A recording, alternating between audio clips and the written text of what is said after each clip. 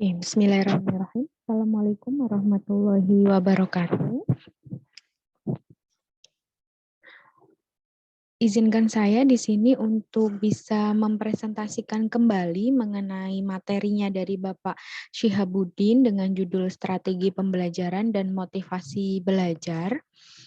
Ya, perkenalkan, nama saya Zikra Nur Septiani dari Universitas Muhammadiyah Pekajangan Pekalongan. Izin untuk share screen terlebih dahulu. Ya, baik. Di sini ada tadi materinya dari Bapak Syihabuddin yang telah disampaikan ya, sangat menarik sekali. Dan di sini saya menyimpulkan ada beberapa poin-poin pentingnya saja yang akan saya sampaikan kembali gitu ya. Mulai saja langsung dengan strategi pembelajaran dan motivasi belajar. Ya, untuk tujuan umumnya sendiri, kenapa kita sebagai peserta pekerti di sini, yaitu tenaga pendidik dan dosen, ya, perlu mengetahui mengenai strategi pembelajaran dan motivasi belajar. Yang pertama adalah untuk memahami dan mengembangkan strategi pembelajaran. Ya, jadi kita sebagai tenaga pendidik itu harus bisa memahami dan bisa mengembangkan bagaimana strategi yang benar, bagaimana strategi yang tepat yang akan kita berikan kepada peserta didik kita, yaitu mahasiswa. Yang kedua, tujuannya adalah memotivasi diri ya.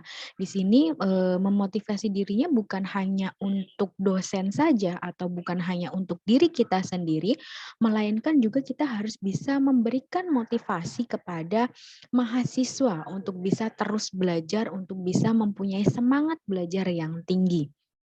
Nah, selain itu ada tujuan khususnya dari pembelajaran strategi ini. Yang pertama adalah menjelaskan strategi pembelajaran di perguruan tinggi yang kita kerja di situ gitu.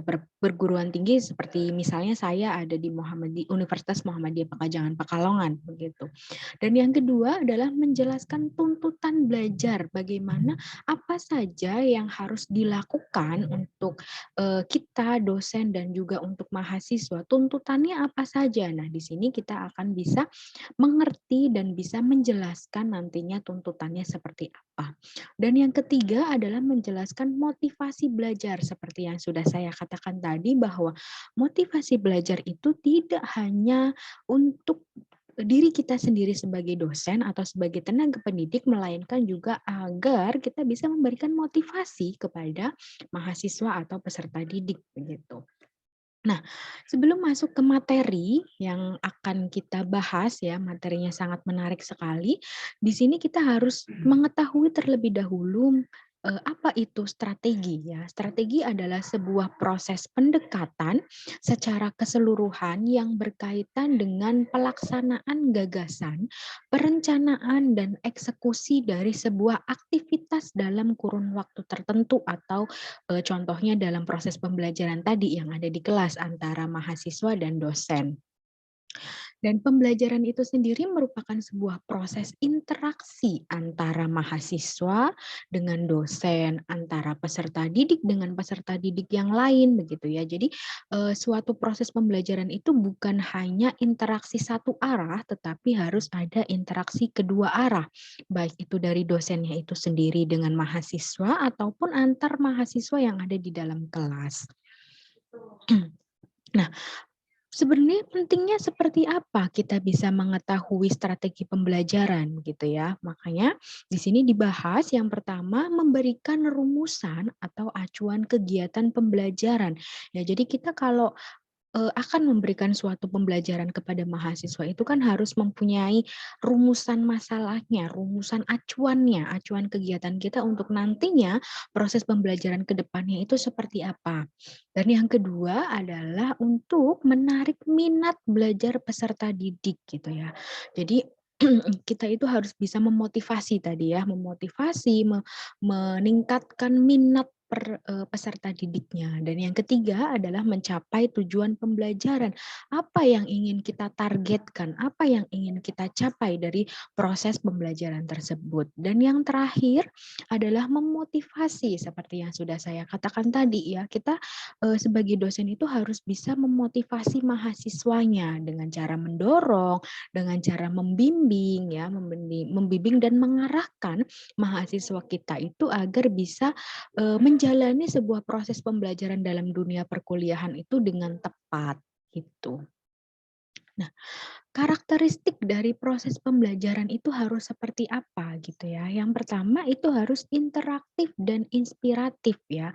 Kita dalam memberikan suatu proses pembelajaran ya, di sini dalam artian adalah dosen sebagai tenaga pendidik itu harus bisa interaktif dan inspiratif ya ketika kita mengajar, ketika kita menjelaskan materi di dalam kelas seperti itu. Dan yang kedua, itu harus menyenangkan dan menantang, apalagi mahasiswa zaman sekarang, mahasiswa zaman now gitu ya, mereka itu lebih suka tantangan ya, tantangan yang menyenangkan. Agar apa? Agar di dalam kelasnya dia tidak bosan, agar ketika dia menerima materinya juga tidak jenuh seperti itu. Dan yang ketiga, memotivasi peserta didik untuk aktif ya. Jadi harus ada interaksi tadi, interaksi dua arah.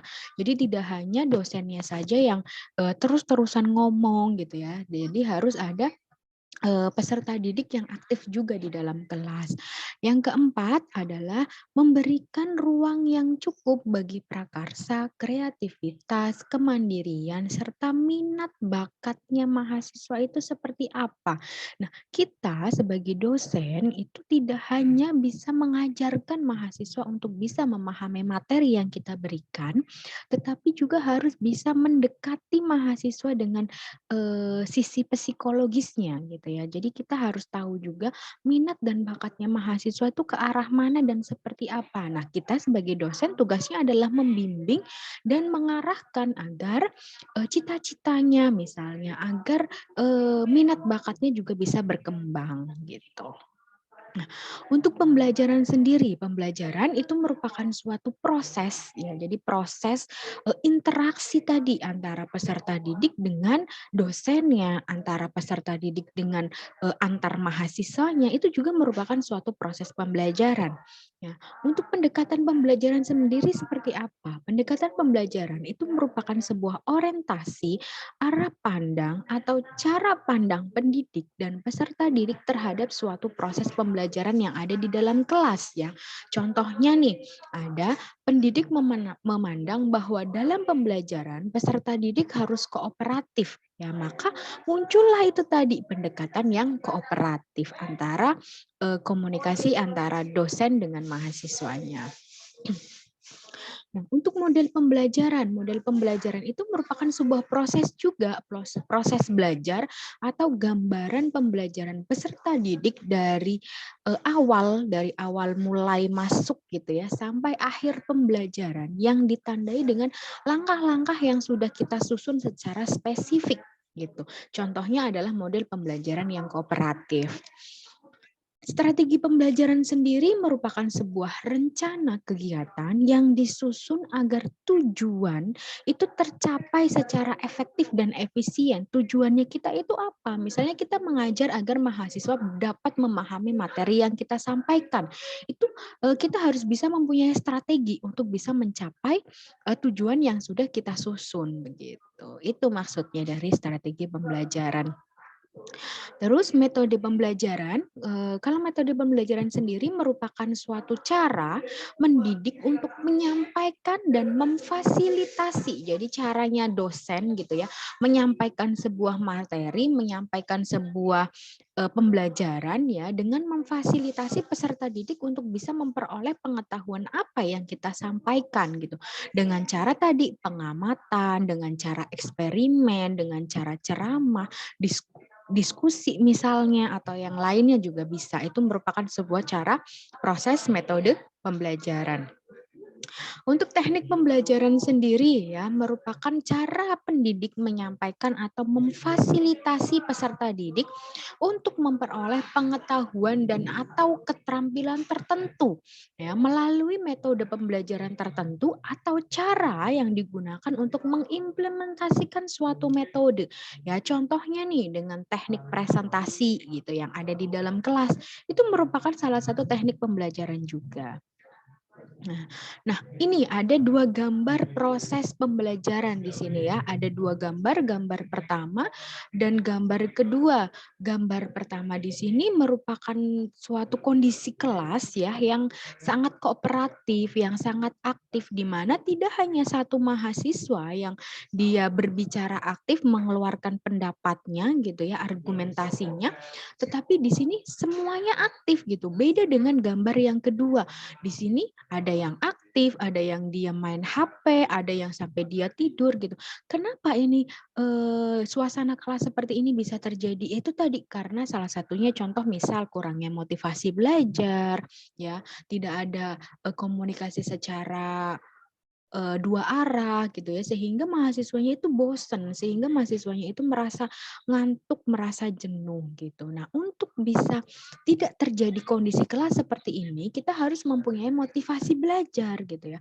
Motivasi belajar itu apa? Merupakan sebuah seseorang ketika dia itu ada atau mempunyai dorongan atau kekuatan mental gitu. Artinya kekuatan mental itu berupa tadi keinginan, perhatian, kemauan ataupun cita-cita.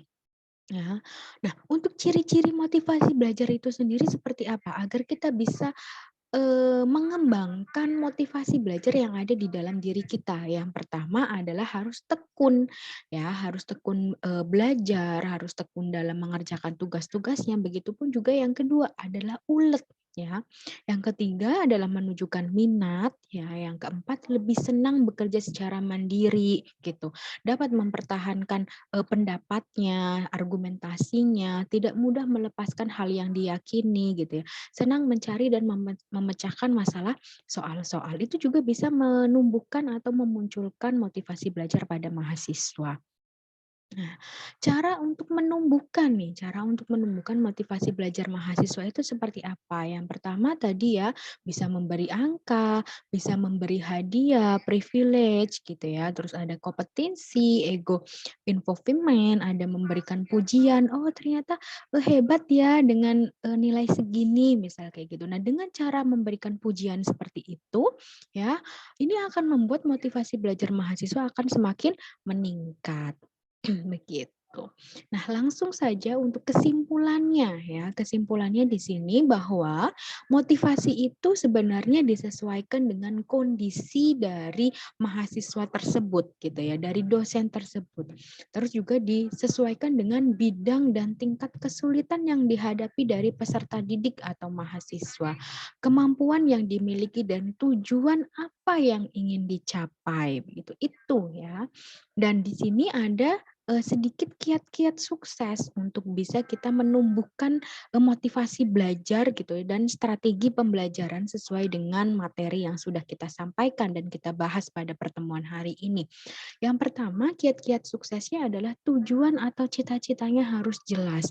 Tujuan dan cita-cita mahasiswa itu mengarahnya kemana begitu. Nah, itu harus diarahkan dengan benar. Kita sebagai dosen ya bisa membantu mahasiswa mengarahkan agar tujuan dan cita-citanya itu bisa tercapai. Yang kedua adalah kedisiplinan, ya harus disiplin, harus bisa sesuai dengan targetnya, konsisten ya, jangan plan-plan. Terus ada harus pengetahuan ya, harus knowledge-nya. Terus ada yakin, tindakan ya. Percuma juga kalau tujuan dan cita-citanya sudah terancang, tetapi tidak dilakukan tindakannya, ya tidak akan berkembang begitu. Maka tindakan ini merupakan salah satu kiat-kiat sukses untuk bisa strategi pembelajaran kita bisa bagus begitu dan bisa menumbuhkan motivasi belajar dari mahasiswa serta yang terakhir adalah sehat jasmani dan rohani. Begitu untuk kesimpulan yang bisa saya sampaikan dari materi Bapak Syihabuddin mengenai strategi pembelajaran dan motivasi belajar. Cukup sekian dari saya. Terima kasih atas waktunya. Mohon maaf apabila ada salah-salah kata. Saya tutup. Billahi taufiq wal hidayah. Wassalamualaikum warahmatullahi wabarakatuh. Terima kasih.